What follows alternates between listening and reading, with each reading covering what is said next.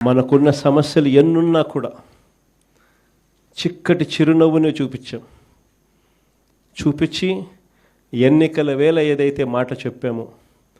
ఆ చెప్పిన ప్రతి హామీని, ఆ మేనిఫెస్టోలో చెప్పిన ప్రతి హామీని సీఎంఓలో నా దగ్గర నుంచి మొదలెడితే ఆ పాంఫ్లెట్ కాగితం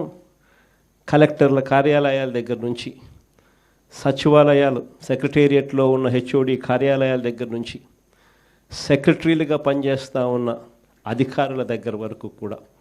ప్రతి కార్యాలయంలోనూ కూడా ఈ మేనిఫెస్టో అన్నది ప్రతి కార్యాలయంలోనూ కూడా డిస్ప్లే పెట్టి ప్రతిరోజు దాన్ని నా దగ్గర నుంచి, మంత్రుల దగ్గర నుంచి, సెక్రటరీల దగ్గర నుంచి, కలెక్టర్ల దగ్గర నుంచి,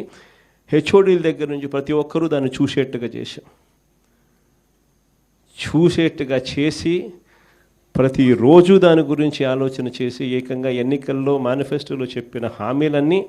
99% అమలు చేసిన పాలన ఏదైనా జరిగింది అని అంటే అది వైఎస్ఆర్సీపీ పాలన అని చెప్పడానికి గర్వపడతాను.